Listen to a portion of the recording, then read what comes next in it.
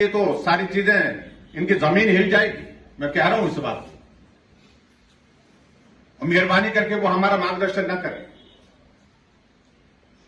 हमें मालूम है उनकी मलकियत क्या है और उनकी सारी चीजों की जानकारी हमारे पास है।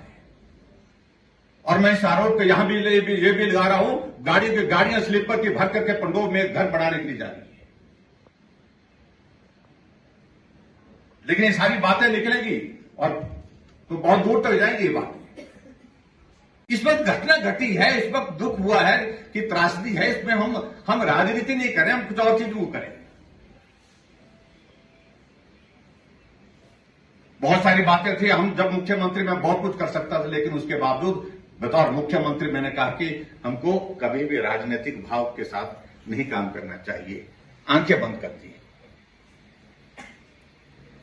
और आज वो लोग हमको इन सारी बातों को ये समझाने की कोशिश कर रहे हैं। और उनकी भाषा शैली देखिए, उन लोगों की जो सामान यहां थुना के लिए भेजा, पूरे सराज में उनने जो है वो शक्ति के माध्यम से वो उसको बांट दिया। 210 यूनिट जो है 210 लोगों को पूरे सराज में बांट दिया। मुझे ये भी बात है कि मैंने कहा था उसके लिए और दूंगा मैं। निश्चित किया, जो मदद आपने दी उस वक्त 182 करोड़ रुपए की मदद की थी। उन्होंने कहा कि आप और नड्डा जी जा रहे हैं, कल शाम तक मैं दूसरी किस्त भी जारी करूंगा। हमारे जाने का असर हुआ तो 181 करोड़ रुपए और दूसरे दिन भेजा जिससे देंगे। और उसके बाद मुख्यमंत्री और कांग्रेस के नेता बोल रहे हैं कि कुछ नहीं मिला। इससे ज्यादा बेशर्मी कोई और हो नहीं सकती है। और यहां आकर के पूरे हिमाचल प्रदेश में कांग्रेस के नेता हाथ में पैसे लेकर के बांट रहे। और तो और मंत्री होता समझ में आती है, कोई विधायक होता तो समझ आते। विधायकों की पत्नियां बांट रही है, विधायकों के बेटे बांट रहे हैं, जैसे कि वो अपने घर से दिया पैसा दिल्ली से लेकर के आए। ये पैसा प्रदेश सरकार की ओर से आपको राहत के रूप में जो मिल रहा है, उसमें एक फूटी कौड़ी नहीं अभी तक है।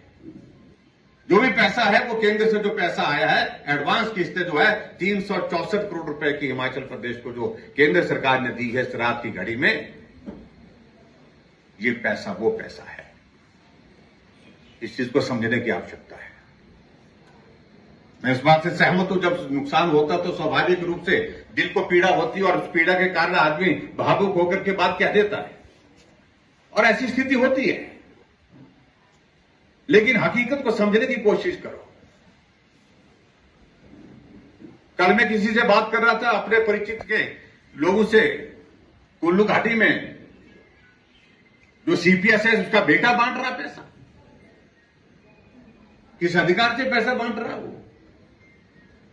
और पैसा हमेशा जो है वो दिया जाता है, चेक की शेप में दिया जाता है। तो सिर्फ जो है फौरी राहत जो है 20,000 तक 25,000 तक वो कैश की शेप में दी जाती है। अगर इसको वो फौरी 1 लाख रुपए अगर वो फौरी राहत मान रहे हैं, तो आकलन करने के बाद, असेसमेंट करने के बाद बाकी का पैसा कैसे देंगे?